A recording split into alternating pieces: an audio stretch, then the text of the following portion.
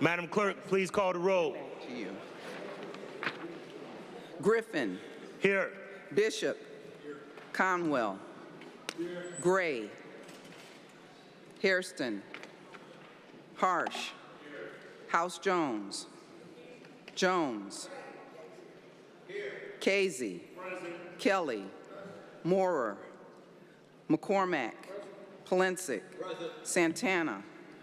Slife. Spencer. Starr.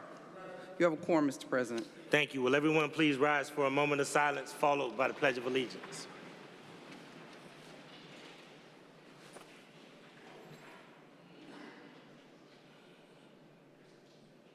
Thank you.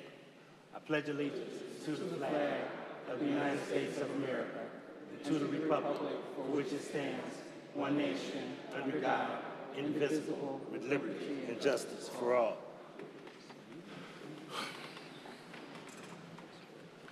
I'll make the following statement. This meeting of Cleveland City Council is a lawful meeting. Under Section 605.04 of the Codified Ordinances, no person with purpose to prevent or disrupt a lawful meeting shall do any act which obstructs or interferes with the due conduct of such meeting.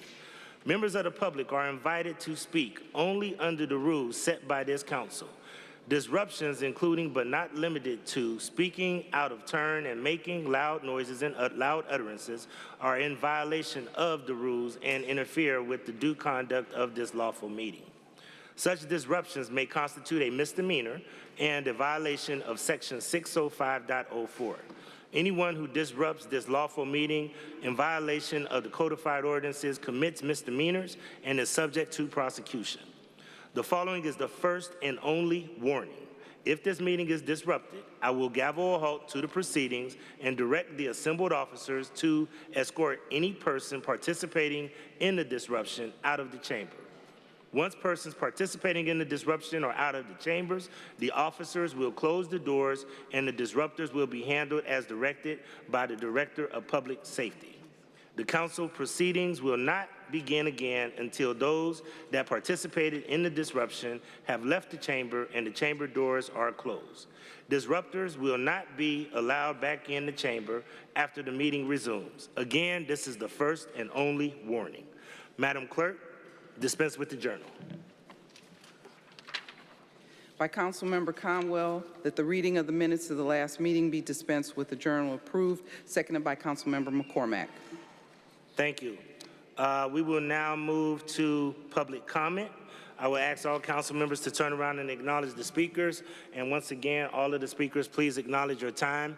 When you see the yellow, that means to wrap it up. When you see the red, that means that it is time to abruptly stop. And I will end your comments. First, we have Daryl Houston from Bedford Heights.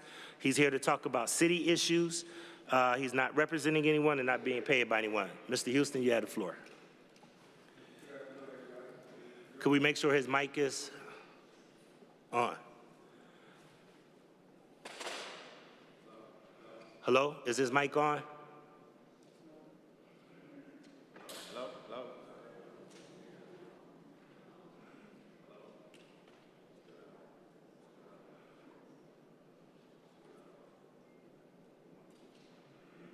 All right, speak one more time. Could someone get this mic going? What we got going on with the mic?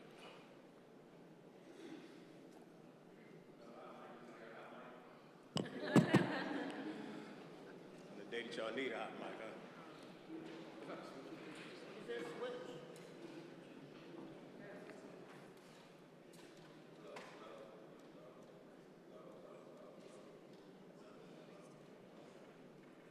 Are any of the mics, are the other mics working? Are the other mics working? Oh, need a test one. Hello. Yes. Okay. In the back, could we test the mic in the back? Mr. Kelly, Mr. Harsh, anybody? Could we just give them this mic, or what do we need to do? We'll come all the way out. Or can we just give them this mic? Is that one working? What a day. City, huh?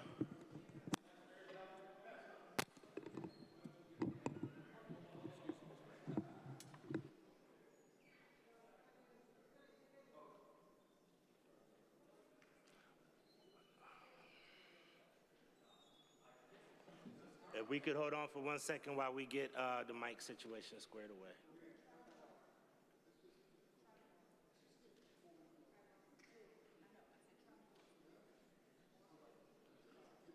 Is that mic, Councilwoman Moore or Councilman Kelly, is your mic, is any mic back there working?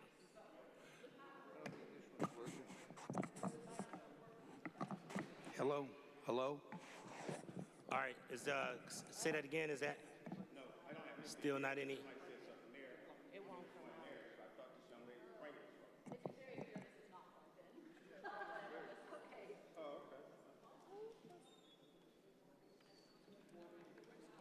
It won't reach.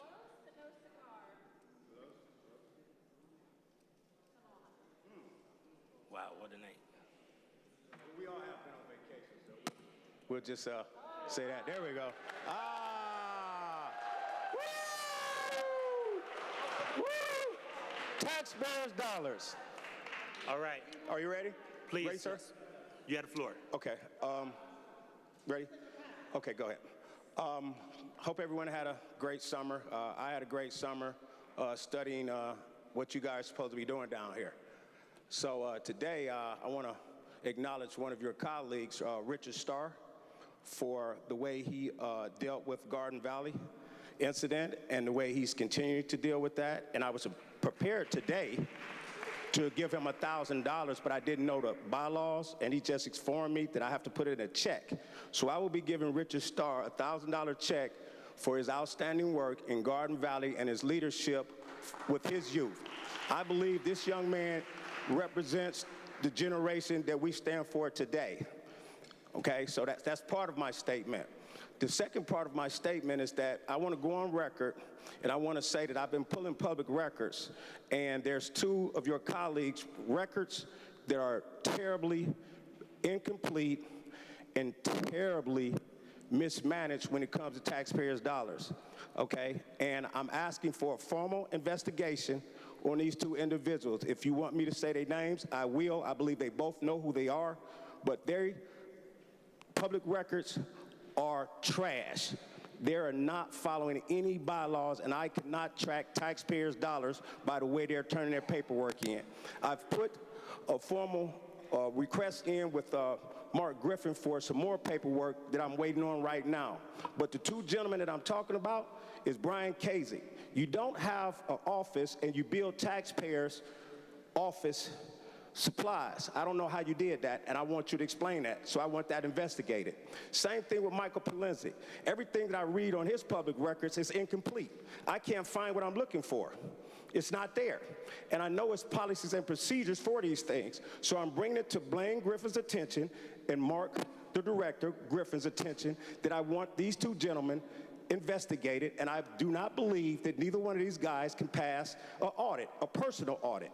Okay? When we're talking about taxpayers' dollars, we ain't watching all the taxpayers' dollars. On two administrations, we just lost $620,000. That was on Frank's administration and on Mr. Bibbs' administration. And when we talk about tax dollars, who's really watching our tax dollars? Because you guys are down here blowing a lot of tax dollars.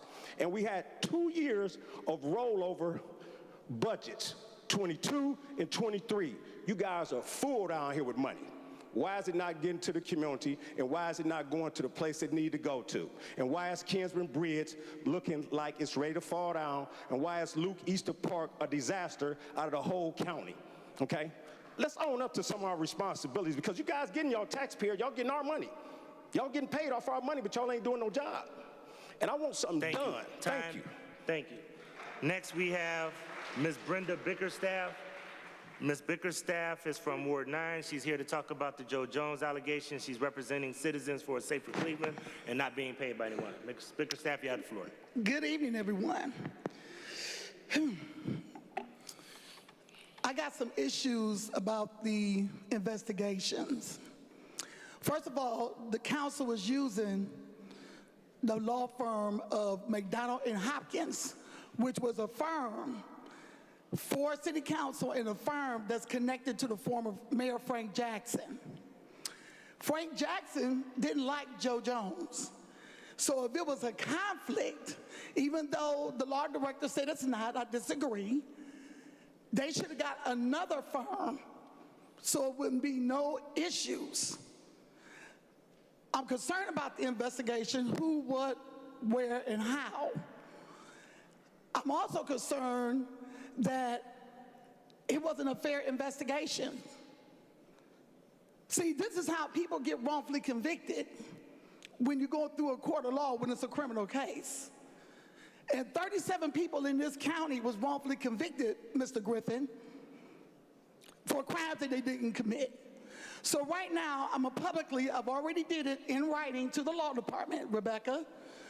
I want 149.43 of the revised code. I want the full entire investigator file that I should be able to have as a registered voter and a citizen of Cleveland.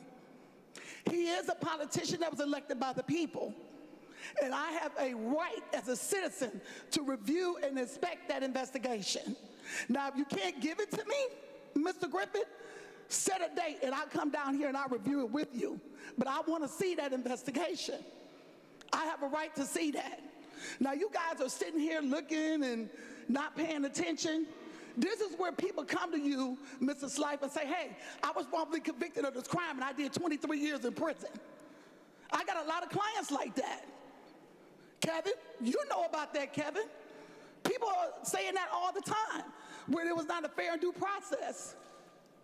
I understand this is not a court, but you're using it as a court gesture, though, on the things that you're doing.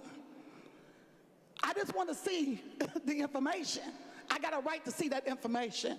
And this is my motto. Leave Joe Jones alone. Leave Joe alone. Leave Joe alone. And you guys are all upset, Mr. Griffin, and you can turn away. You're upset because he backed issue 24. And you don't think I know that, but I do. Have a good day. Thanks for listening. I want that information. Thank you. Next we have Reverend Pamela Pinckney. And Reverend Pamela Pinckney's from Cleveland to talk about community concerns. And she is representing Pamela 2028, the People's New Party. She is not being paid by anyone. Good evening, everyone. Good evening. Good evening, everyone. I'm a preacher. I like response. I like life in the room. I'm Pamela, 2028, United States of America presidential candidate. And I'm here today because we don't need just a great America. We don't need mere change. We need a hopeful, whole America, representing heaven right here on earth, with America doing the good works. Some of the good works. Let's start out there. We need to change our football team to the Overcomers so we can get some victory around here. Good works. Our Greater Cleveland Regional Transit Authority operators are working 8, 10, 12 plus hours with no breaks. We need to change that. That's inhumane. The disabled people do not have fair and equal opportunities on our public transportation. That must be corrected to be good work. We must not have marginalization. We must have a new trajectory, and we have to change this city, this state, this county, and this nation into another direction. We're not going to have marginalization and racial profiling on our transportation system. And I want to know what happened with the shooting that took place on the red line, because there's no fares being paid on the red line. For a new trajectory, Mayor Bibb and council and community. Dave's Supermarket on Shaker Square needs an update. The black employees and customers are not being conveniently treated in that store. Funding allocations must be completed through legislation to redirect the sale, trade, manufacture, and production of guns and drugs so we have homes and not halfway houses. It is unreasonable for me to report abuse, receive negative labels, and no justice, while a white female reports abuse and receives not only a law, but she receives a law even in her death. Greatness implies that one life is more important than another. Change is not yet complete. Every essential need must be met. So join me. My number is 216-466-2872. Let's make America hopeful, like heaven, right here on earth. Let's make America, Ohio, Cleveland. Let's make it found to be doing the good works. There's too many angry people. Let's come together. We have too much in common. Let's not be working so hard on our differences. Let's make America hopeful, like heaven, right here on earth. Let's make America found doing the good works. Clerk Britt, would you please give this to the attorney for the city? And let's see if we can work together. Thank you, Council President, and have a blessed evening, everyone. Thank you, Reverend Pink. Next, we have Edward Zaleski. Who would I give this to? From Ohio City. Okay. He wants to talk about the West 25th Street bus lanes. He's not representing anyone and not being paid by anyone. Edward, you have the floor. Everyone have a blessed night. All right, good evening. I'm here tonight to speak in favor of the proposed bus lanes on West 25th going from Detroit all the way to Brooklyn Center. I say this as a resident of Ohio City with family, small kids. I know there has been a lot of discussion about this, and I'm asking the city to prioritize the interests of residents and public transit riders over those of private businesses. The purpose of public transit is to get people where they need to go quickly and efficiently. Prioritizing traffic on West 25th will do that and make the neighborhood safer.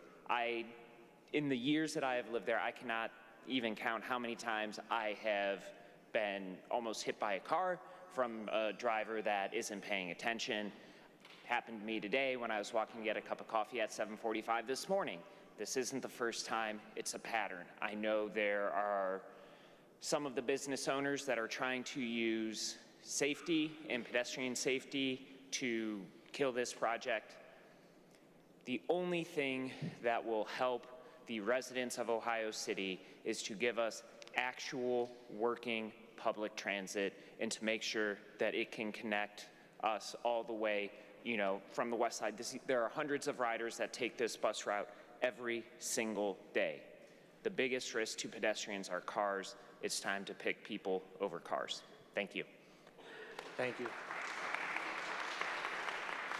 Next, we have Chris Martin. Chris Martin is from Ohio City. He's here to talk about matters of public concern. He's not representing anyone and not being paid by anyone. Mr. Martin, you have the floor.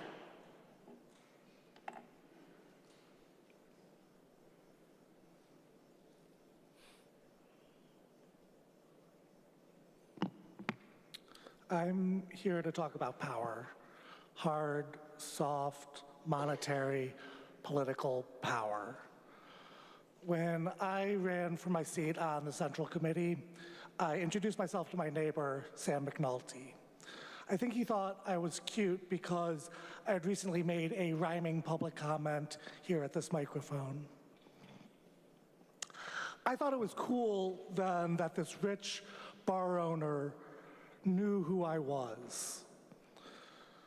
I'm ashamed to say, in other words, I was enthralled by his power. I kind of imagined all the things I could accomplish if I just had a rich, powerful friend like Sam McNulty. Now, less delusional, I'm here invoking his name as a rich and powerful dick. And he's been trying to swing it around lately to protect street storage for private cars. In other words, he's using his power to protect his class interest at the expense of thousands of working Clevelanders who rely on public transit. I don't believe McNulty's faux concern about pedestrian safety. His recent letter to the editor, which opens and closes with a call to preserve street parking, belies his real interest. In any case, RTA has included in their 25 Connects plan several layers of pedestrian protection. Speaking for myself, I am more hopeful about those measures than I am on continuing to rely on the ludicrous claim that car parking is itself a pedestrian safety measure. Take, for example, the crosswalk at Market Avenue between the Chase Bank branch and West Side Market. This is my most commonly used crosswalk in the entire city.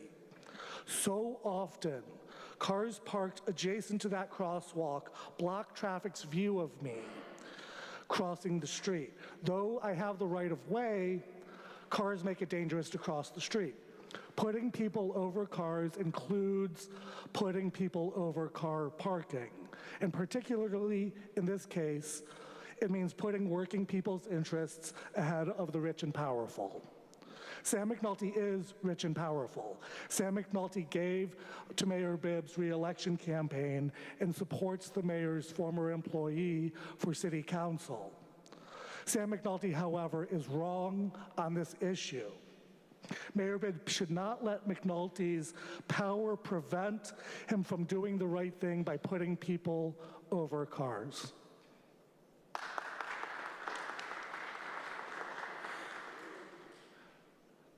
Next, we have Diab Issa, Ward 11, to talk about the Madison Avenue and West Boulevard development. And Dr. Issa is representing the Coalition for a Better Cleveland and not being paid by anyone. You have the floor, sir. Good evening, council members, Mayor Bibb, and other attendees. My name is Diab, a proud Ward 11 resident, and I hope you all had a great summer. This is definitely an exciting time in local activism and politics. We are really getting into the thick of it now. Let's immediately jump back into where we left off before the summer recess. In regards to the former CVS site on the corner of West Boulevard and Madison Avenue, the state of it's absolutely appalling. This false dichotomy of a gas station versus abandoned building needs to stop, which is thus painting the gas station as a savior to an otherwise abandoned lot. This is not the highest and best use. Pictures and videos do not do it justice. You just have to see it with your own eyes. What needs to be done is simple, with 3 points. If Danny Kelly genuinely supports a firehouse at this location, I plead with you to table ordinance number 791-2024 now. The Bibb administration must also hold the property owner accountable for the poor condition and appearance of this property through adherence to city code. Had this been any other business, would citations have already been issued? If none were issued here for its condition, why? The Bibb administration should also finalize the real estate negotiation to acquire this property with the use of eminent domain. Also, the city's answer to Shaker Madison's brief hasn't been filed, so that's something else we need to ensure is done. Kelly pulling the legislation removes a huge barrier to the city acquiring the land. Right now, the owner has much less incentive to negotiate or compromise. Again, Kelly's spot zoning must be tabled. We need to ensure the pedestrian retail overlay is protected once again. The push for the fire station represents the highest and best use and is consistently something the community has been advocating for. It's in alignment with the Commons plan, and the community's interests. With the fall re-election season underway, now is the time for maximum leverage. Our goal is concise, focus is clear, crisp, and it's doable. The city, along with community backing, has the power to get this done, and we should not accept anything less. This isn't something we should shelve until January 26th, having it be someone else's problem. The time is now. Danny Kelly, before you shift your focus to your campaign to run in Ward 12, can you please do right by the residents of Ward 11? Can we get this done? Thank you, and that is my time. Next, we have Ben Heidi from Coudale to talk about the Cleveland flag, the real Cleveland flag, and he's representing the real Cleveland flag, and he's not being paid by anyone. Ben, you have the floor. Good evening, Council President, members of Council here. I really did enjoy meeting many of you at community events over the summer. It reminds us that leadership isn't just about decisions made in this chamber. It's really about showing up across the city for the communities you represent. Tonight, I'm here to present 3 alternate versions of the Cleveland flag. We don't think these are just designs, they're really reflections of Clevelanders who have shaped this city. On the original, we have red and blue. These are symbols of patriotism. So building off of that idea, these next flags expand it. So the first one we have is called Progreso y Prosperidad. So this is a symbol of belonging here. What we've done is we've made the Cleveland city symbol, city motto in Spanish here. This unites our Spanish-speaking communities under a unified banner. The next one we have is called Pride, Progress, and Prosperity. This is our LGBT version, and it really brings visibility to LGBT Clevelanders, and if adopted, would be a civic version of a pride flag. And then the last one we call Power, Progress, and Prosperity. This one honors our Black Clevelanders, their legacy, their leadership, and their ongoing contributions to our civic culture. If adopted, this would be the first civic flag in the country officially dedicated to the largest ethnic minority of 65 major American cities. This isn't just symbolic, this is a historic moment. Cleveland has a chance to be the first. There is precedent for this. Cities like Salt Lake City, Boise, Idaho, both with states with limiting unofficial flags on government property, have created different versions of their flag to incorporate into city codes. So using that template, we could do the same. Let's make these flags official, because Cleveland isn't just one story, it's many, and our flag should be able to show that. Thank you.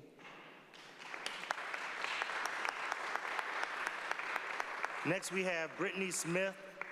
Even though we're going to be acknowledging the young ladies through Councilwoman Stephanie House-Jones through a presentation, but Brittany Smith is on the agenda, or did she want to wait until the presentation?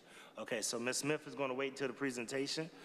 Next, we have Fauzi Badur, Ward 11, Madison Avenue and West Boulevard Development, and he's not representing anyone and not being paid by anyone. Mr. Badur. Good evening, Council, Mayor Bibb. I'd like to congratulate those of you who made it in September primary going into November, asking the challengers to stay in this race. But I'm here to talk to Danny Kelly, my councilman now. I'm resident of Ward 11. I'll be resident of Ward 11 next year. I'll be represented here by council lady named Nikki Hudson. Danny, I know you're a good person. I know you have good heart. You're a down-to-earth person. I'm speaking to you heart to heart, from my heart. This location, 10022 Madison Avenue, it was never made to have gas station in there. It's next to a park, next to a school, next to another school, next to daycare, next to fire station. Let's make commitment. Table that issue. Tell the community we're between September primary and November election. Tell the community this issue is dead. Let's make alliance. You ask those guys if they want to sell it to ask for reasonable price, and we'll brush our Mayor Bibb. Even if we have to brush our Mayor Bibb, I know he doesn't need a brusher to acquire the property. This is a place for fire station, and you agree with that, but you can't let the gas station go away. Let this gas station die. This is not a place for gas station. We appreciate, a good stand for this. That location is where kids were, and you know that we count everything before, so please table that issue. Let it die. Mayor Bibb, we said 100 times that we know who you are.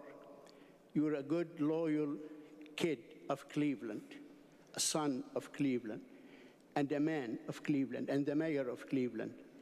Acquire that property. Put the fire station in there. We're with you. Whether you buy it with reasonable price, I don't know what they're asking, I don't know what you're offering, or acquire it through eminent domain. We need a fire station in there. We don't need gas station in there. Thank you very much. Next, we have Matthew Ahn. Matthew Ahn is from Ward 3, and he's here to talk about the West 25th Street bus lanes, and he's not representing anyone and not being paid by anyone. Mr. Ahn, you have the floor.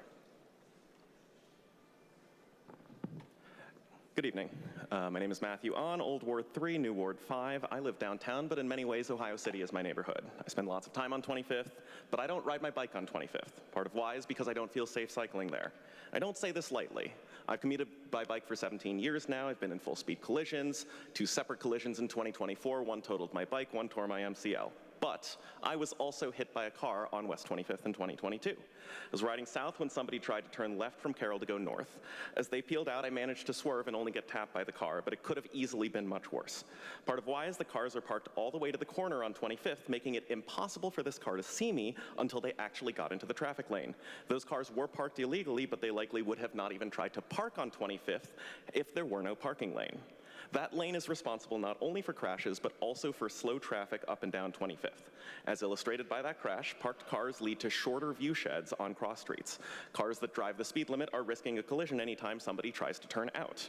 And the process of parallel parking blocks the traffic lane while folks pull in and out. And finally, because people expect to see stopped cars, it gives drivers license to double park illegally on the street. Even when that is temporary, it slows down other traffic on the street, including buses. I also take the bus. The 51 is the only reasonable frequency bus that goes to the southwest suburbs where my parents live. 51, like all buses on 25th, crawls slowly because cars are not only parked but double parked on the street. The double parking also leads to more concern while I'm cycling, as those cars are more likely to have a door open and hit me if I am passing too closely. Now, I've been very intentional using the words collision and crash rather than accident because bad road design is not an accident. We know what works to make our streets safer, including a street like West 25th. A comprehensive UCLA study of bus lanes replacing parking lanes in LA, mostly in districts similar to West 25th, showed 3 consistent things over a 14-year study period. Number 1, reducing fatalities. Number 2, reducing severe injuries. And number 3, reducing collisions that involved pedestrians. These are the reasons that opponents are invoking right now against these bus lanes, but those reasons actually support this change. And of course, the economic impact of transit-friendly changes are consistently shown by studies to be positive. If we wanted to make 25th safe, instead, we would turn the whole street from Lorraine to Bridge into a busway with no cars allowed. There are 0 driveways on that stretch of 25th that private cars need access to, and truck turnouts would be easy to reserve for business access. The bus lane proposal is actually a compromise proposal from a pedestrian safety standpoint. We were promised people over cars in 2021.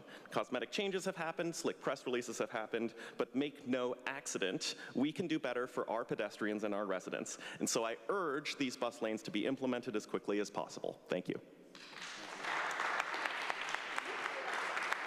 That concludes public comment. Madam Clerk, please share communications. File number 1058, 2025, from Denise Van Leer, Executive Director, Fairfax Renaissance Development Corporation. Notice of intent to apply to Ohio Housing Finance Agency for multifamily funding programs for the development known as Innovation Square Phase 2. File number 1059, 2025, from Joseph T. D. Cesar, Development Specialist, Frontline Development Group, Woda Cooper Development. Notice of intent to apply to Ohio Housing Finance Agency for multifamily funding programs for the development known as Gateway 66. File number 1060, 2025, from Mark E. Whipkey, Chief of Asset Management, Cleveland Housing Network Housing Partners. From Notice of intent to apply to Ohio Housing Finance Agency for multifamily funding programs for the development known as Erie Square Preservation. File number 1062, 2025, from Mark E. Whipkey, Chief of Asset Management, CHN Housing Partners. Notice of intent to apply to Ohio Housing Finance Agency for multifamily funding programs for the development known as McGregor Lakewood Independent Living. File number 1063, 2025, from Michael Bowen, President, Revitalization Strategies Group. Notice of intent to apply to Ohio Housing Finance Agency for multifamily funding programs for the development known as Stephen Howe Apartments Homes at 1000 Lakeview Road. From the Ohio Division of Liquor Control, file number 1061, 2025, regarding a transfer of license application at 15020 Puritas Avenue, Ward 16. Thank you. Condolence resolutions. Resolutions of condolence by Councilmember House Jones for George Hood, by Councilmember Starr for Gail J. Gwynn, by Councilmember Bishop for Margot Anderson, by Councilmember House Jones for Alberta Graves, by Councilmember House Jones for Alice Johnson, or Alice Johnson, by Councilmember Conwell for Barbara Byrd, by Councilmember Griffin for Charles Williams, by Councilmember Bishop for Annie Mae Maxwell, by Councilmember Polensek for Donna Foster, by Councilmember Griffin for Danielle Stevens, by Councilmember Casey for Mother Naomi Miles, by Councilmembers Starr and Griffin for Sharon Levon Hunter Glaspie, by Councilmember Hairston for Cynthia Rose Bryant, by Councilmember Hairston for Gerald Wayne Bryant, by Councilmember Griffin, by Councilmembers Griffin, Conwell, Polensek, and Hairston for Gregory Earl Wheeler Sr., by Councilmember Griffin for Mickey Clayton, by Councilmember Hairston for Joe Davis Sr., by Councilmember Hairston for Edna Lee Crenshaw, by Councilmember Polensek for Harriet Thomas, by Councilmembers McCormack and Slife for Jerome Jerry Somerville, by Councilmember House Jones for Herman Craig, by Councilmember Jones for Bernice Davis, by Councilmember Casey for James Robert Prock, by Councilmember Griffin for Howard Anthony Thompson, by Councilmember Conwell for Sinisa Doyle, by Councilmember Griffin. Oh, I'm sorry. That was just one. That's all for condolences. Thank you. Are there any other condolence resolutions? Councilman Kerry McCormick. Thank you, Mr. President. If you could please hold the number out for Congresswoman Mary Rose Okar, and if anyone wants to join me on that. So noted. Is there any objection to all council members being added to that resolution for former council person as well as Congressperson Mary Rose Okar? Seeing no objections, may all council members be added to that resolution. Thank you. Councilman Michael Polensek. Mr. Chairman, I didn't hear, but I want to make sure we held out a number for former Councilman Mike Climaco. Didn't hear that. I'm glad that you brought that up. Right. I had that on my agenda to talk about next. Okay, and I like the number held out for Michael Troja as well. Thank you. Okay, thank you. So noted. Are there any other condolence resolutions? Councilwoman Jasmine Santana. Thank you, Mr. President. Can you hold out a number for Reverend Edgar Nieves?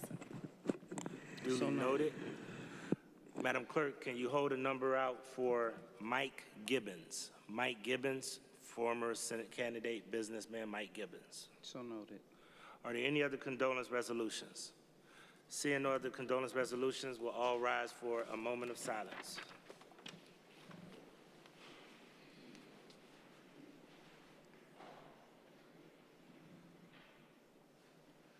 Thank you.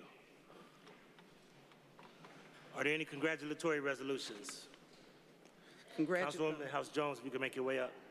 Congratulatory resolutions, please. Resolutions of congratulations by Councilmember Griffin for Caesar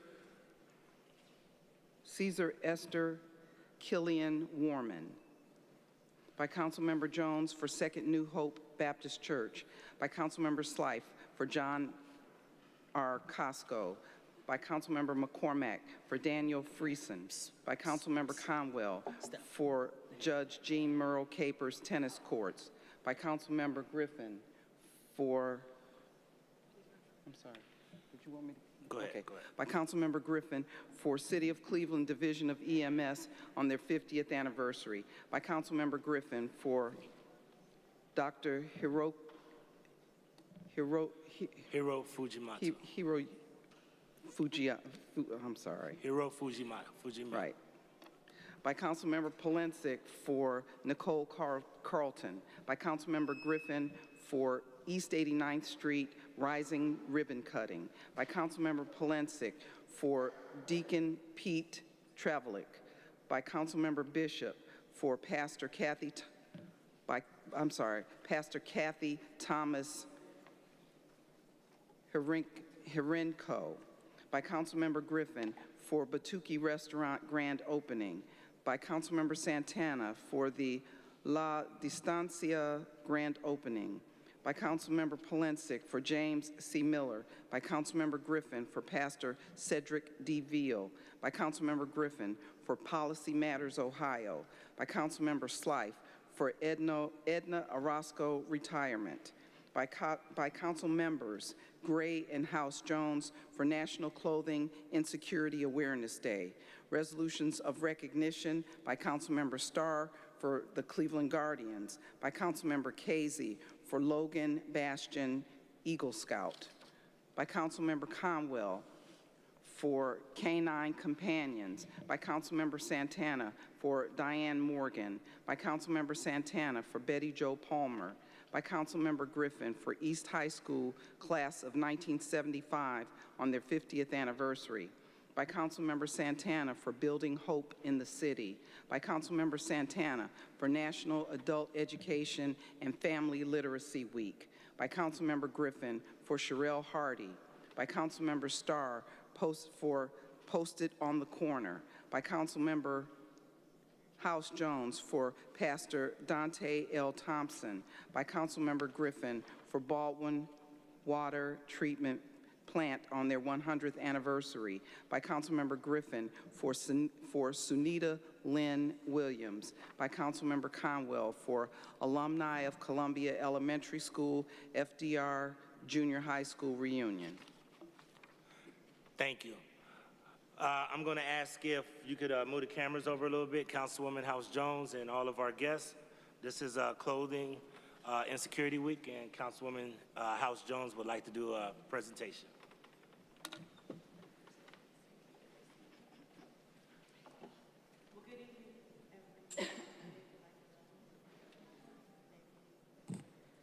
Yes. Okay, it is.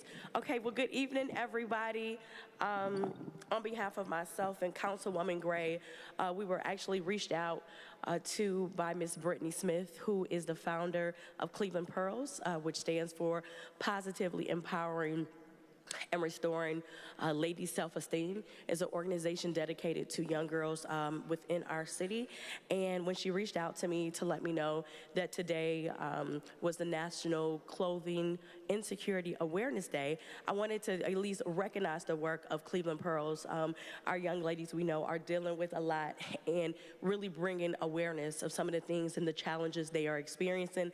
And so now, without further ado, I want to bring up Ms. Smith and the young ladies from Cleveland Pearls to kind of talk about more about this today and the work that they're doing to spread the awareness. So, Ms. Smith. Thank you. Good evening, everybody. So my name is Brittany Smith again. Good evening to Council and the BIB administration. My name is Brittany Smith, and I'm the founder and executive director of Cleveland Pearls. And I'm so excited to be here tonight on a day that we are recognizing as National Clothing Insecurity Awareness Day. So a few grassroots organizations across the nation, we're working to push the importance of clothing insecurity within our communities. And so I'm here tonight filled with immense gratitude and excitement. And on behalf of our entire community and the young people that we serve especially, I want to extend a heartfelt thank you. So your decision to officially recognize September 15th as National Clothing Insecurity Awareness Day is a monumental step forward for our city. It's not just a proclamation. It's a powerful statement that Cleveland sees and cares about the silent struggle that so many of our youth experience. For the past few years, our work has been centered on the idea that clothing is so much more than just fabric. It's about dignity, confidence, and self-worth. It's a way for a young person to feel ready to show up for school, for an interview, or to a special night out. Through our Pearls closets, our main closet in the Malachi Center, our closets that are in partnership with Cleveland Metropolitan School District, we've worked hard to provide young people with the access to quality and decent clothing that they need. We have seen firsthand smiles and renewed confidence that a perfectly fitting outfit can bring. We have also had the incredible honor of helping hundreds of girls find that special prom dress or homecoming gown, ensuring that they feel radiant and confident on their special day. But this work is not done alone. I want to take a moment to thank our partners and other organizations across the city who show up every day for our young people, helping to fight clothing insecurity. It's a collaborative effort, and because of your tireless dedication, all of us are making that impact. So by recognizing this day, you know that you are not just acknowledging a problem, but you're acknowledging the potential with every single one of our young people. You're validating the idea that a single piece of clothing can be the start of a whole new story for a young person who has experienced things like house fires, trauma, life changes, or family crisis. So again, thank you so much for your leadership, for your belief in our mission here at Pearls, and for your continued support as we all work together to rewrite the stories of our young people here. Thank you very much. We'll take our picture.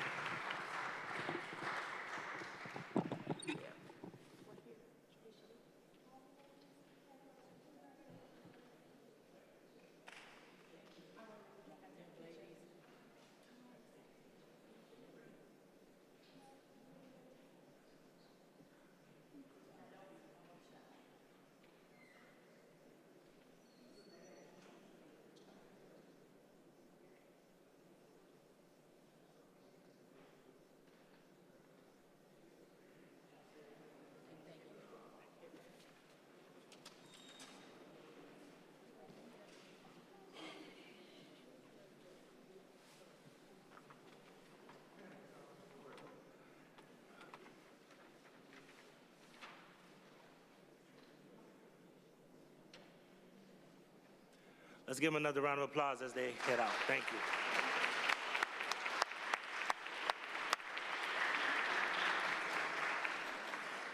All right, Madam Clerk, please move to the special part of the agenda.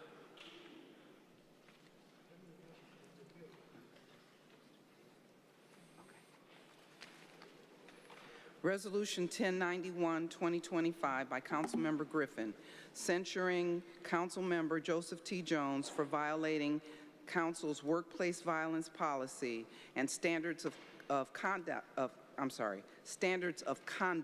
policy, and formally condemning Councilmember Jones's continued inappropriate and unprofessional workplace behavior. Thank you.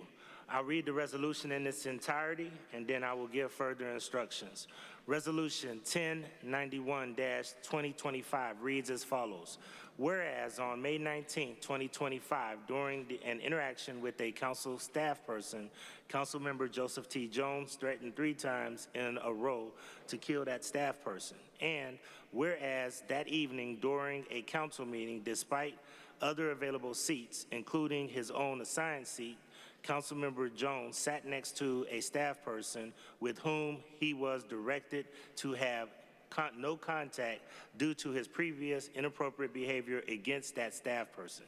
And whereas outside investigations of the above 2 incidents found that Councilmember Jones' threatening remarks and his intimidating behavior by sitting in direct vicinity of the staff person he was to have no contact with likely violated council policies. And whereas this council hereby determines that such conduct is disorderly and violates council's workplace violence policy, which prohibits violent acts such as threats of bodily harm, intimidation, and bullying, and violates council's standards of conduct policy, which summarizes expected behavior and standards of professional conduct in the workplace, and sets forth prohibited conduct, including harassment, abusive or threatening behavior, creating a hostile work environment, and bullying.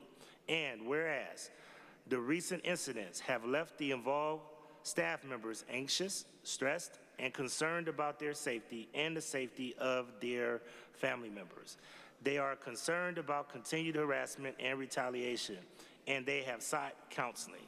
And whereas the above incidents are not the first time Councilmember Jones has exhibited inappropriate and unprofessional behavior in the workplace. Last year, Jones was disciplined and corrective measures taken because of 6 separate complaints of harassment, sexual harassment, intimidation, and bullying against council staff that an outside investigation found likely violated council's sexual and non-sexual harassment policy and workplace violence policy. And whereas Jones' unprofessional and inappropriate behavior has adversely impacted workplace morale, employee confidence, and office integrity. And whereas this council does not tolerate violence in the workplace and remains committed to maintaining a safe work environment that is free from threats, bullying, intimidation, and harassment. And whereas this resolution constitutes an emergency measure for the immediate preservation of public peace, property, health, or safety now. Therefore, be it resolved by the Council of the City of Cleveland that this council hereby censures Councilmember Joseph T. Jones for violating council's workplace violence policy and standards of conduct policy and formally condemns Councilmember Jones' continued inappropriate and unprofessional workplace behavior. I will insert a couple of comments just to give everyone how we got here today. And first of all, I want to say that I understand the gravity and the, how important it is for us to address this situation and doing something that hasn't been done by this body in nearly 5 decades. But I sit here with a clear sense of duty. This is not a moment that anyone on this body wished to arrive at. The matter before us, the censure of Councilman Joe Jones, is the culmination of a deliberate, sober, and difficult process that has unfolded over the span of at least 14 months. As the leader of this council, and in partnership with Clerk Britt, we have a responsibility to uphold the dignity and integrity of this institution, its members, and staff. We have a duty to exercise and enforce the rules that we as a body voted on in January 2022. We have a responsibility to show support for and belief in the people who have made complaints against Councilman Jones. For more than a year, Clerk Britt and I have exercised what is known as progressive discipline in our efforts to address the repeated inappropriate behavior of Councilman Jones. This was not a swift or rash decision. Recognizing this is a sensitive topic and an employment matter, we retained the services of an external law firm to objectively investigate the series of allegations levied against him last year and to provide us with recommendations to address those allegations. Last year's investigation found all allegations to be credible. As a result, we exercised progressive discipline and took the following steps. We provided Councilman Jones with a written reprimand for his behavior in July 2024.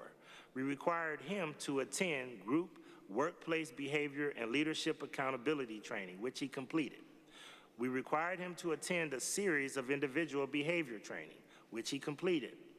We removed him temporarily at the time from committee assignments. And I also want to say that all council received training at the same time, simultaneously, to make sure that we all work together to try to hold ourselves accountable. This past February, council updated its sexual harassment and workplace violence policies after that training and after those engagements. We also enacted a standards of conduct policy. All of you, including Councilmember Jones, signed off on receipt of those policies, all 17 members, including Councilman Jones. We now have a written disciplinary process for members of council, which you all have acknowledged receipt. I have followed and will continue to follow those policies and processes in this and all employment matters. Throughout this entire process, Councilman Jones was made aware in no uncertain terms that any continued inappropriate behavior would lead to this very moment, a public vote of censure. This was in the formal letter that was given to Councilman Jones in July 2024. Despite these clear warnings and the disciplinary steps taken, the behavior continued. Most recently in May, with 2 new allegations in violation of council's workplace violence policy and standards of conduct policy. As a result, we are here today because the actions of Councilman Jones has left us no other choice. This vote is not about personal animosity or political difference. It is about accountability. It is about ensuring that our conduct as representatives of this city meets the high standards of that our constituents deserve. It is about exercising the following through on the very rules that we as a body passed in early 2022. It is about showing support for the people who had the courage to speak out against his behavior. It is about maintaining a professional and safe work environment. I urge each and every one of you to consider the facts and to vote in favor of this censure. But most importantly, imagine if it was you, your spouse, your family member, or somebody else who actually had to experience this, and what would you actually do? So once again, thank you for this consideration. The following will apply. If any council person would like to make comments, I am allowing only 2 minutes for any council member. If they would like to, it is optional. If any council member wants to make regarding just this topic, we are allowing 2 minutes only for any council member that would like to state anything. And then secondly, Councilman Jones has an opportunity to make a statement, and I will be very generous with time with Councilman Jones. I have afforded him 4 minutes to make any statements that he would like, and we will go from there. After that, we will call a public roll, beginning with me, and then alphabetically. We will then, you will all be called individually to vote yes or no for yay or nay for this censure. So, that being said, are there any comments that any council members would like to exercise 2 minutes in order to make any statements? Go on. Councilman Richard Starr would like the floor. Councilman Starr, you have the floor. 2 minutes. I'll just say, Council President, you just spoke for about 5 minutes and giving us 2. But I understand. Ladies and gentlemen, I wholeheartedly believe that workplace environment should always reflect professionalism. Today, I want to share my sincere thoughts regarding my decision to vote no on the proposal concerning Joe Jones. My respect for each member of this council and significant work we accomplished together is profound.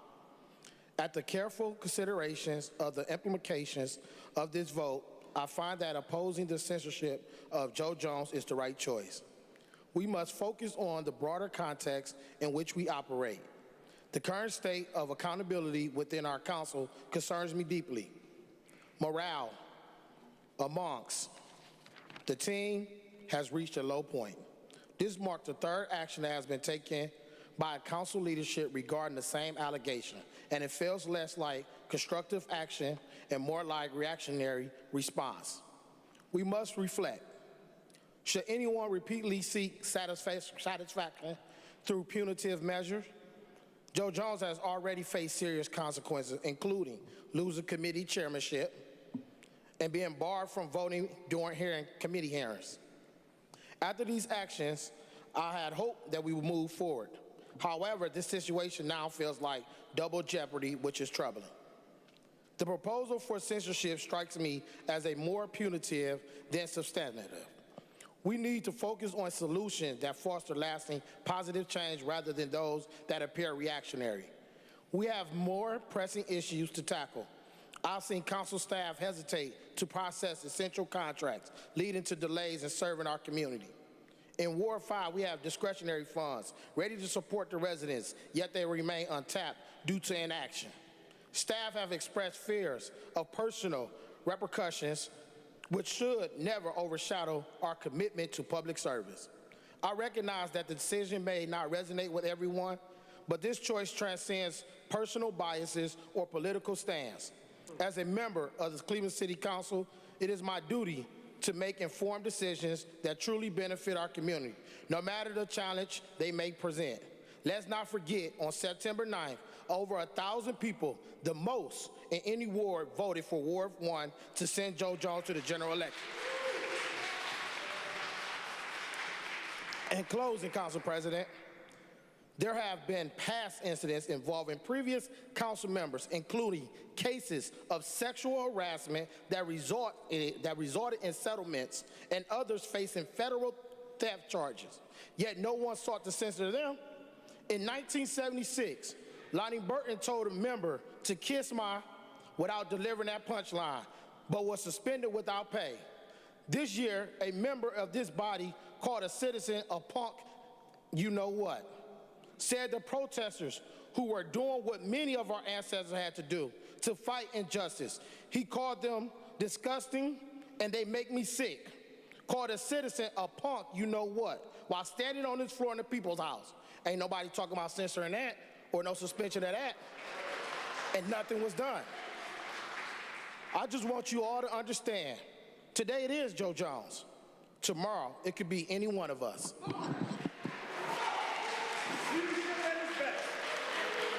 Are there any other comments? Any other comments from the floor? Any other comments from the floor? Seeing no other comments from the floor, Councilman Joseph Jones, would you like to have any comments? And Councilman Jones have asked for more time.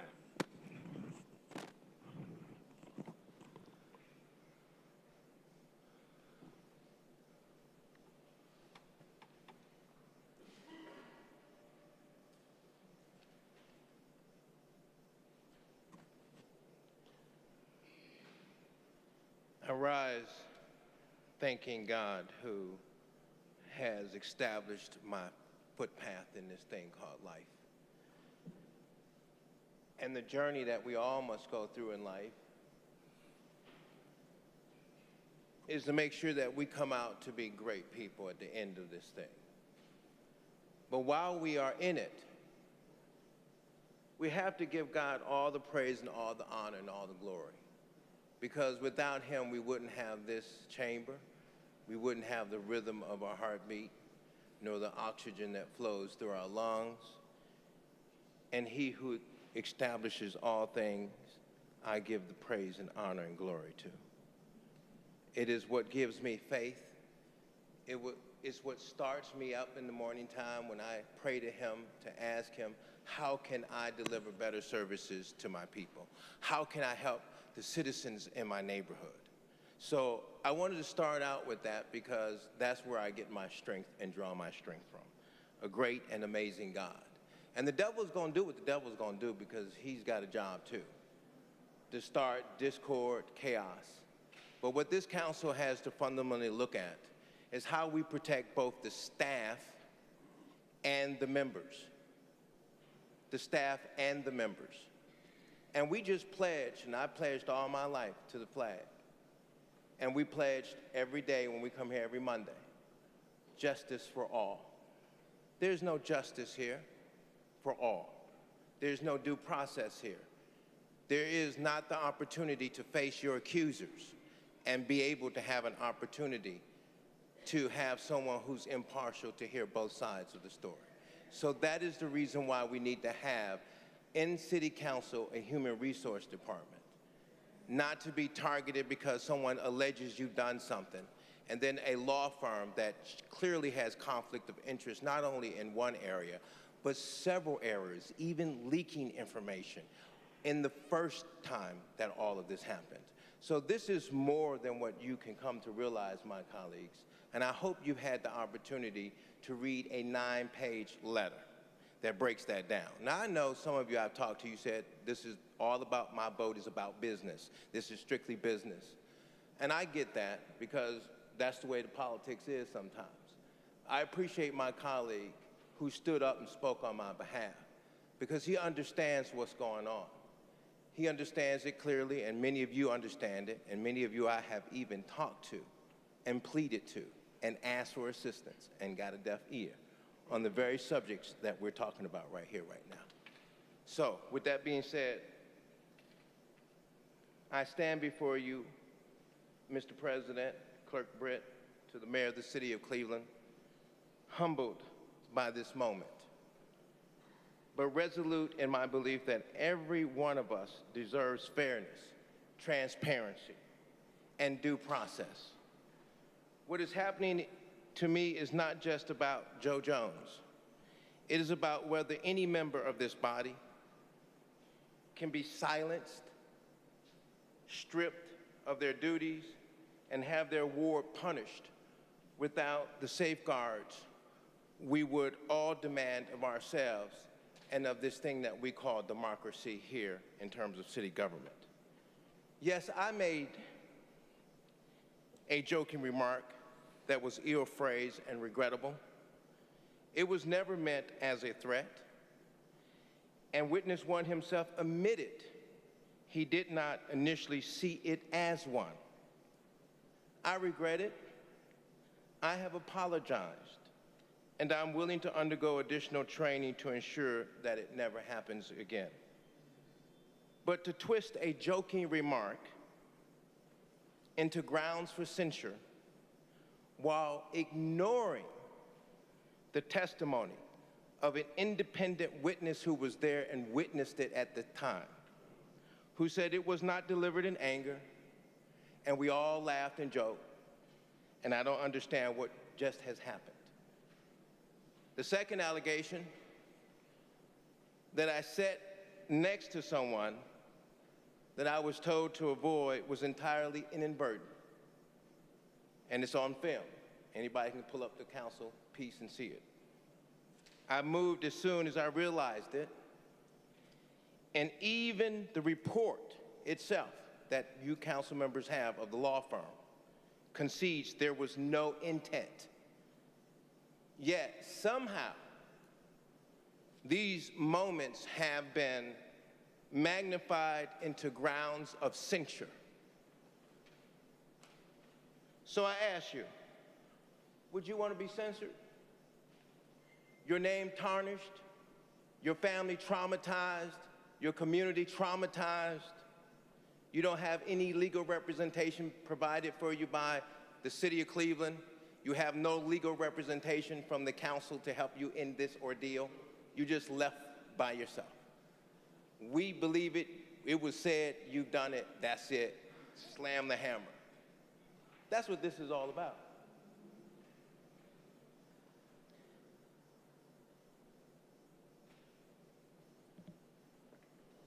So I ask, would you like to be censored? Would you like for your ward to be stripped? Even though the report said the incidents that had happened found mitigated and can be excusable? Would you want to be denied the transparency, legal representation, and fairness that we owe each other and to our citizens?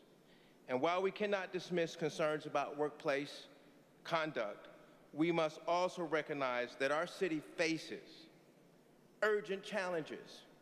That's why I'm down here.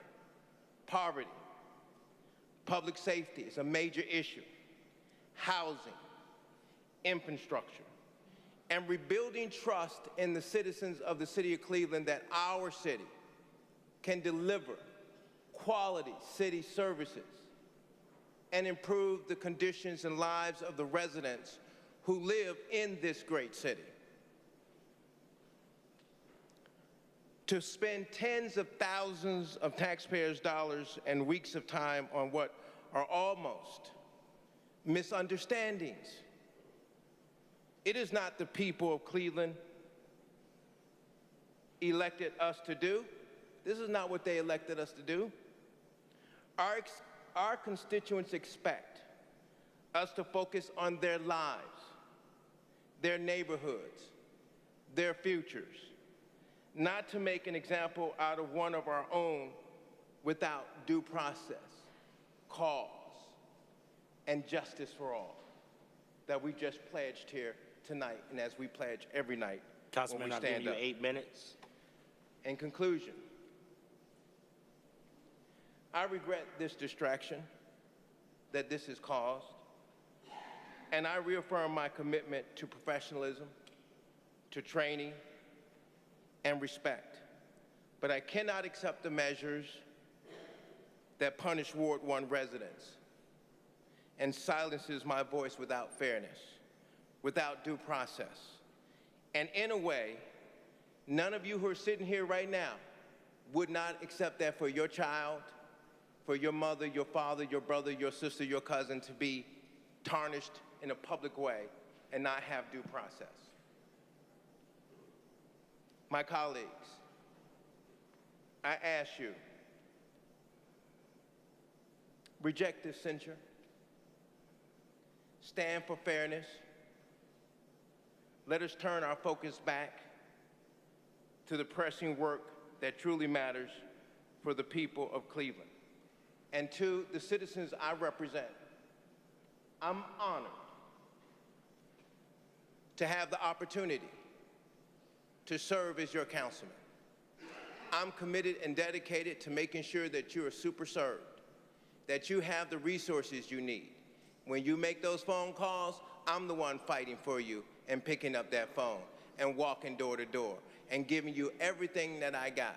So I want to say to you, I'm privileged and honored to have the opportunity to represent you as councilman. And as long as God gives me the rhythm of my heart and the air that goes through my lungs, I'm going to continue to fight for you because that's what I do every day when I come down. Thank you, Councilman. Thank you. Thank you. All right, Madam Clerk, please adhere to the instructions. Please call the roll. And make sure that everybody knows, is it A, yay, or nay? This is on the suspension of the rules. On suspension of the rules by Councilmember Conwell, that the rules be suspended and the legislation just read be placed on final. I'm sorry, that's the wrong one. So this is on the suspension of the rules. Griffin, Bishop, Conwell, Gray, Hairston, Harsh, House Jones, Jones, Casey, Kelly, Moorer, McCormack, Polensek, Santana, Slife, Spencer, Starr. 16 yeas. Call the roll. This is on censure. Griffin. Yes. Bishop. Yes. Conwell. Yes. Gray. Hairston. Harsh. House Jones. Jones. No. Casey. Kelly. Moorer. McCormack. Polensek.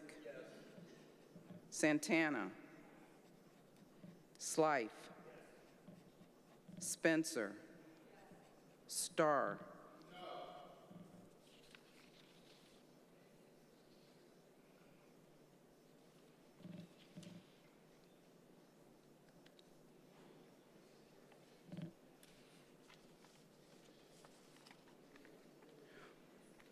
14 yeas, 2 nays. Thank you. The censure vote carries. And Madam Clerk, we'll continue to the regular item of business. Please proceed to first reading emergency ordinances referred for administrative review and committee review. Ordinance 1068, 2025, by council members Bishop and Griffin by departmental request, authorizing the Director of Parks and Recreation to accept a donation from Changeover or its designee to allow and accept improvements to 2 tennis courts located at Harmony Park as a gift to the city. Ordinance 1072, 2025, by council members Bishop and Griffin by departmental request to amend the 4th whereas clause in sections 1, 3, and 4 of Ordinance 549, 2025, relating to an amendment to a contract with the Osborne Engineering Company to provide additional services relating to the North Coast Connector Project, also known as the Lakefront Pedestrian Bridge Connector. Ordinance 1073, 2025, by council members Bishop, Hairston, and Griffin by departmental request, authorizing the mayor and the commissioner of purchases and supplies to sell certain city-owned property no longer needed for the city's public use located at the terminus of Byrne Avenue to Greg Sindell for the purpose of consolidation with existing land to be used for green space and garden development. Ordinance 1078, 2025, by Councilmembers Polensek, Bishop, and Griffin, by departmental request, to amend the title in Section 1 and 11 of Ordinance 671, 2025, relating to giving consent to Cuyahoga County for the resurfacing of Neff Road, and to supplement the ordinance by adding new Section 6A relating to pedestrian facilities. Ordinance 1079, 2025, by Councilmembers Griffin and Hairston, to amend Section 1 of Ordinance 250, 2025, exempting certain property parcels from tax abatement policies under Ordinance 482, 2022, as amended, relating to community reinvestment area. Ordinance 1080, 2025, by Councilmember Griffin by departmental request, authorizing the Director of Finance on behalf of Cleveland Municipal Court to apply for and accept a grant from the Alcohol, Drug Addiction, and Mental Health Services Board of Cuyahoga County to expand access to evidence-based supervision and treatment services for defendants of the Greater Cleveland Drug Court and the Human Trafficking Specialized Docket. Ordinance 1081, 2025, by Councilmember Griffin, by departmental request, authorizing the Director of Finance on behalf of Cleveland Municipal Court to apply for and accept a grant from the Alcohol, Drug Addiction, and Mental Health Services Board of Cuyahoga County to expand access to evidence-based supervision and treatment services for defendants of 4 specialized dockets, and authorizing the director to enter into one or more contracts with various agencies, entities, or individuals to implement the grant. Ordinance 1082, 2025, by Councilmembers Polensek and Griffin by departmental request, authorizing the directors of public safety and finance to enter into one or more contracts with Heritage Health Solutions, Inc., for medical billing services for inmates and prisoners for the Departments of Public Safety and Finance for a period of 1 year, with 2 one-year options to renew, exercisable by the Director of Finance. Ordinance 1083, 2025, by Councilmember Starr, designating former Cleveland Fire Department Engine Company 26 Station House as a Cleveland landmark. Ordinance 1084, 2025, by Councilmember Spencer, designating the Tamir Rice Butterfly Memorial as a Cleveland landmark. Ordinance 1085, 2025, by Councilmember Griffin, authorizing the Clerk of Council to enter into a requirement contract without competitive bidding with Weekly's mailing service for mailing services with proprietary list for a period of 1 year, with 3 one-year options to renew, exercisable by the Clerk of Council. Ordinance 1086, 2025, by Councilmembers McCormack and Griffin by departmental request, authorizing the purchase by one or more requirement contracts of industrial and building-related supplies, materials, equipment, and services needed for maintenance, repair, and operations of facilities, including installation if necessary, for the Department of Port Control for a period of 1 year, with 3 one-year options to renew, exercisable by the Director of Port Control. Ordinance 1108, 2025, by Councilmembers Polensek and Griffin by departmental request, authorizing the Director of Public Safety to enter into an amendment to a lease agreement with Cuyahoga County for the lease of certain space located on various floors of the Justice Center to extend the term for 1 additional year, beginning October 2nd, 2025, with a 1-year option to renew, exercisable by the Director of Public Safety. Thank you. First reading emergency ordinances to be passed. Ordinance 1069, 2025, by Councilmember Griffin by departmental request, to amend Section 49 of Ordinance 194, 2021, as amended, relating to salaries for various classifications. Ordinance 1070, 2025, by Councilmember Griffin, approving the collective bargaining agreement with Communications Workers of America, Local 4340, to amend Section 23 of Ordinance 194, 2021, relating to salaries for various classifications. Ordinance 1087, 2025, by Councilmember Griffin by departmental request, to amend Sections 37, 39, 43 of Ordinance 194, 2021, as amended relating to salaries for various classifications. Ordinance 1088, 2025, by Councilmember House Jones, to amend Section 2 of Ordinance 571, 2025, to the agreement with Midtown Cleveland for the Asian Expo. Ordinance 1089, 2025, by Councilmember Gray, to amend Section 3 of Ordinance 1311, 2024, relating to the agreement with Burton Bell Car Development. Ordinance 1090, 2025, by Councilmember Spencer, to amend Section 3 of Ordinance 789, 2025, relating to the agreement with Near West Theater for the historic Franklin West Clinton District project. Ordinance 1092, 2025, by Councilmember Hairston, to amend Section 2 of Ordinance 1004, 2025, relating to the agreement with Famicos Foundation for the 2025 Ward 10 Beautification and Litter Program. Ordinance 1093, 2025, by Councilmember Griffin, authorizing the Director of Department of Economic Development to enter into a contract with Batuki,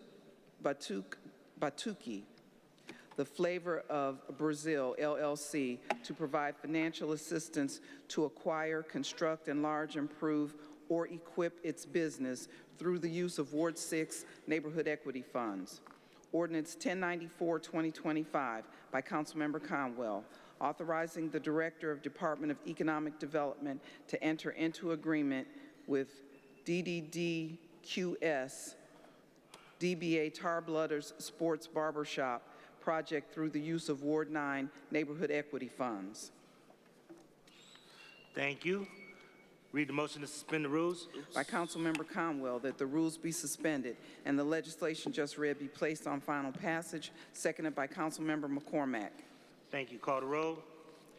Griffin, Bishop, Conwell, Gray, Hairston, Harsh, House Jones, Jones, Casey, Kelly, Moore, McCormack, Palencic, Santana, Slife, Spencer, Starr.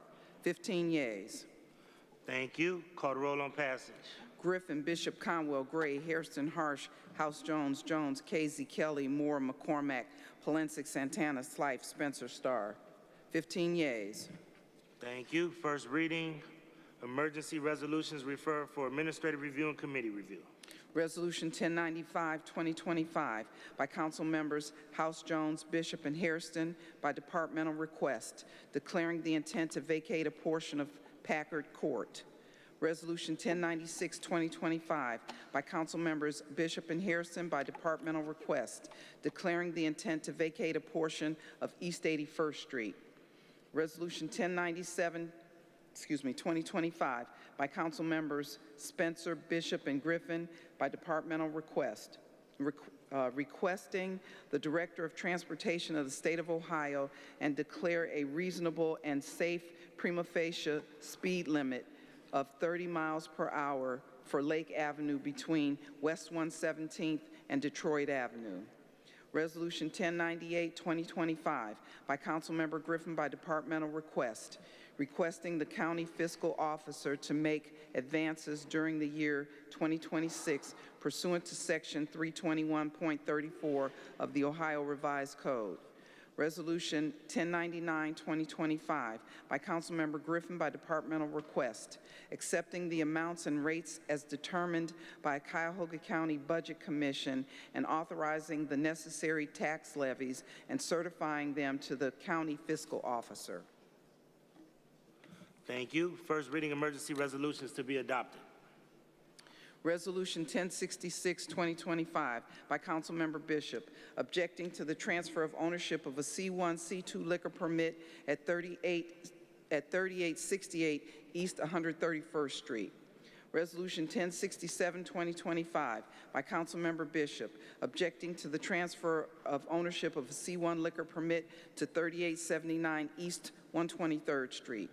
Resolution 1071, 2025, by Councilmember Harsh, objecting to a new C1, C2 liquor permit at 4189 Ridge Road. Resolution 1100, 2025, by Councilmembers KZ, McCormack, Santana, Polensek, and Moorer, declaring the month of September as National Service Dog Month. As National Service Dog Month in the city of Cleveland to recognize service dogs and the adults and children with disabilities in our community that they support. Resolution 1101, 2025, by Councilmember House Jones, recognizing National Diaper Need Awareness Week, observed September 15th through the 21st, 2025, in the city of Cleveland, and honoring and thanking the Diaper Bank of Greater Cleveland for its ongoing commitment to supporting families in need. Resolution 1102, 2025, by Councilmember Griffin, objecting to the transfer of ownership of a C1, C2, D6 liquor permit at 3230 East 93rd Street. Resolution 1103, 2025, by Councilmembers House Jones and Gray, recognizing September 15th as National Clothing Insecurity Awareness Day 2025. Resolution 1104, 2025, by Council Members Conwell and Griffin, recognizing September as National Sickle Cell Awareness Month. Resolution 1105, 2025, by Councilmember Starr, supporting Cuyahoga County's Crown Act legislation. Resolution 1106, 2025, by Councilmember Conwell, withdrawing objection to the transfer of ownership of a C1 liquor permit at 540 East 105th Street, streets 108, 110, 111, 113, 115, and repealing Resolution 224, 2025, objecting to said permit.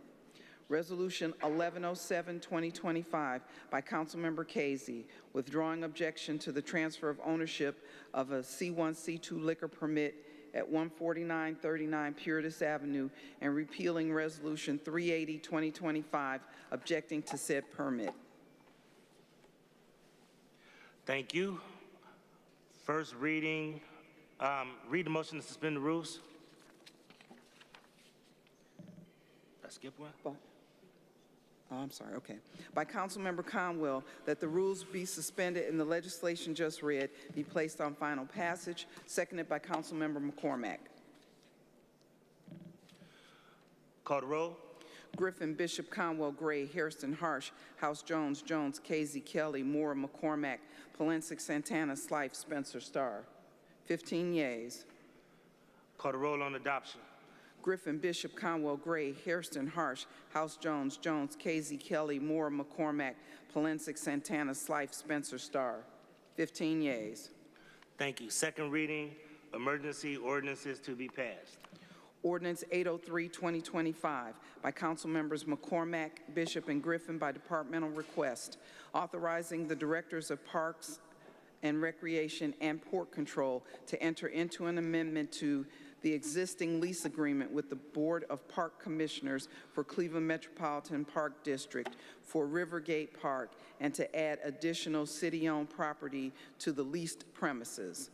Ordinance 964, 2025, by Council Members Harsh, Bishop, and Griffin by departmental request, giving consent of the City of Cleveland to the Director of Transportation for the State of Ohio by replacing the eastbound I-480 entrance ramp at Ridge Road and to authorize one or more agreements necessary to make the improvement. Ordinance 970, 2025, by Councilmember Griffin by departmental request to make additional appropriations of $1,800,000 to the Special Revenue Fund. Ordinance 971, 2025, by Councilmember Griffin by departmental request to provide for the transfer and amendment of $1,800,000 within the general fund. Ordinance 979, 2025, by Councilmember Griffin by departmental request, authorizing the Director of Finance to pay as moral claims the sum opposite the names of the claimants. Ordinance 990, 2025, by Council Members Bishop and Griffin by departmental request, authorizing the Director of Parks and Recreation to apply for and accept a grant from Cleveland Guardians Charities for the baseball and softball summer youth program. Ordinance 991, 2025, by Council Members Bishop, McCormack, Polensek, Spencer, and Griffin by departmental request, authorizing the Director of Parks and Recreation to apply for and accept a grant from the Ohio Department of Natural Resources, Division of Forestry, for the ODNR State Urban Forestry Resilience Grant to perform young tree trimming.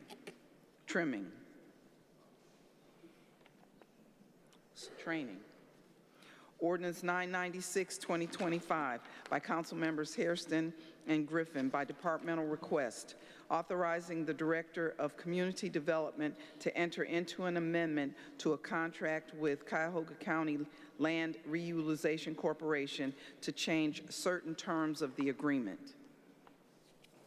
Read the motion to suspend the rules. By Councilmember Conwell, that the rules be suspended and the legislation just read be placed on final passage, seconded by Councilmember McCormack. Call the roll. Griffin, Bishop, Conwell, Gray, Hairston, Harsh, House, Jones, Casey, Kelly, Moore, McCormack, Polensek, Santana, Slife, Spencer, Starr. 15 yeas. Call the roll on passage. Griffin, Bishop, Conwell, Gray, Hairston, Harsh, House, Jones, Casey, Kelly, Moore, McCormack, Polensek, Santana, Slife, Spencer, Starr. I'm sorry. Oh, Councilwoman Spencer. Thank you. Please mark me as a recusal on 803. Thank you. Duly noted. Please mark her as a recusal. On 803, 2025, 14 yeas, 1 recusal. On all others, 15 yeas. All right, thank you. We'll move to introductions. Do we have any introductions? Any introductions? Any introductions? Don't see any introductions. Do we have any announcements? Any announcements? Councilman Casey, don't you want to make an announcement about the public works, or you don't want to? Okay. Any other announcements? Councilman, anybody else? All right. Any miscellaneous? Any miscellaneous? Councilman Kerry McCormick. Thank you, Mr. Chairman. I just first want to congratulate Chief Tom McNair on being promoted, as well as Director Bordeaux Small into Economic Development. So I just wanted to give them congratulations. I had the opportunity, Mr. Chair, to work with both of them, more so with Chief McNair, but I think those were great choices to lead the city into the next 4 years. Mr. Chairman, I rise tonight to remember the life of a giant in our community, Congresswoman and former Councilwoman Mary Rose Okar. Mr. President, as the first female Democrat elected to the U.S. House of Representatives from the state of Ohio, as well as a former member of this body and a lifelong resident of Carroll Avenue in the heart of Ohio City. Mr. Chair, I still do, but I can remember over the years going to my block clubs in the community, and when she would walk in, Chairman, people would flock to her. They'd want a couple minutes of her time to talk to her, to get her advice, to discuss an issue that might be going on in the community. As I reflected today too, Mr. Chair, I remember fondly on how I would be summoned to her office. And Chairman, I know in your community and communities across this city, there are community leaders that when they call you, you go. And I would be summoned into her office, Mr. Chairman, and I would sit across from her big desk. It looked like it came right out of her congressional office. Maybe it did, came right out of her congressional office. And literally, we would sit there for hours discussing the community, things she was really happy I was doing, things she thought I was doing the wrong way. She would give it to me straight on whatever the issue was. But Mr. Chair, I would leave that meeting with a lot of advice, a list of issues to do in the community, and always a list of senior citizens to call. She genuinely cared about a lot of people, but those senior citizens who she had a soft spot in her heart to make sure, whether it was someone that needed help with their property taxes or they needed a new roof, years later they still called her. So, and then to Chair, one of the wonderful institutions in Ward 3 is the May Dugan Center.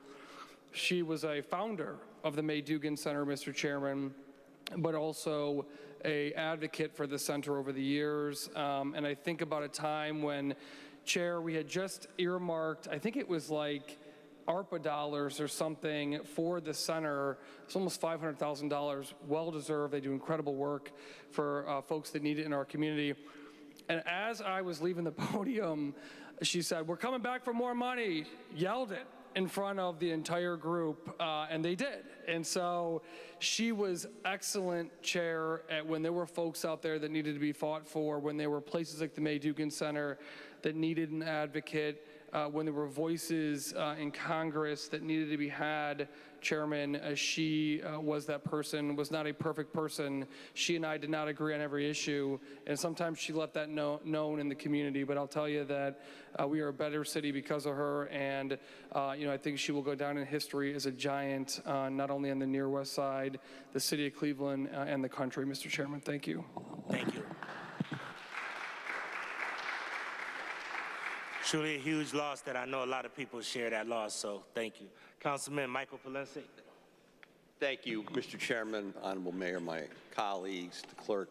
I too want to rise and commend the mayor for the new appointments that he's made. I look forward to working with his folks. I also want to thank the administration. On Saturday, we had our Waterloo Arts Festival from 12 to 7. And I got to tell you, besides the weather being perfect, we had thousands and thousands of people show up on Waterloo Road. What a wonderful event. No problems, no issues.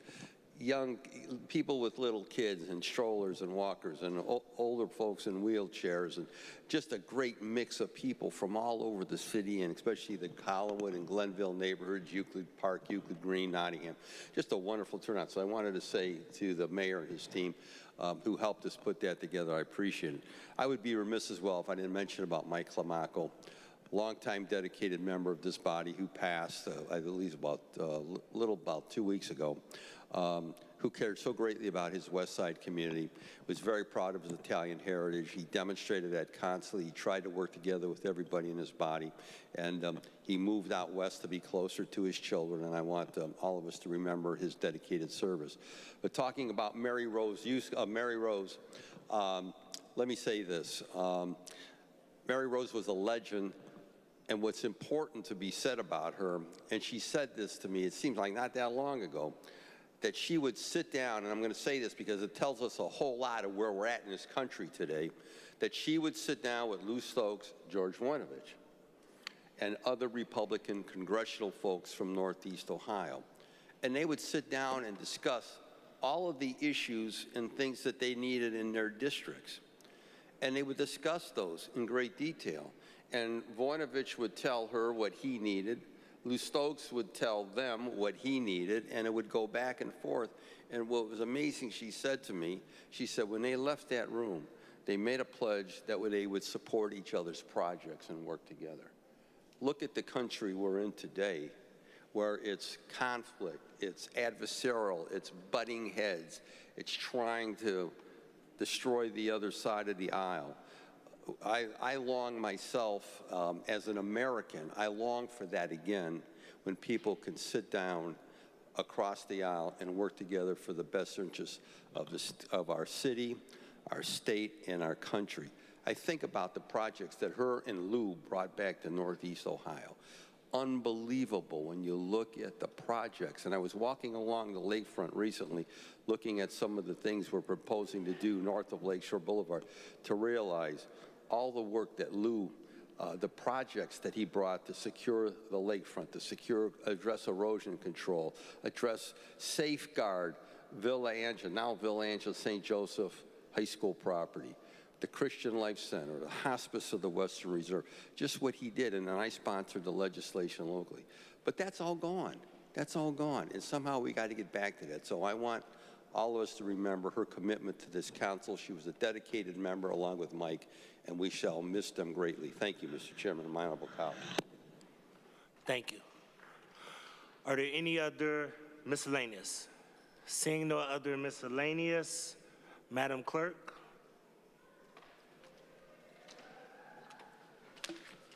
There are no absences to excuse. Thank you. That concludes this meeting. Council is adjourned to the next regular meeting on September 22nd, 2025.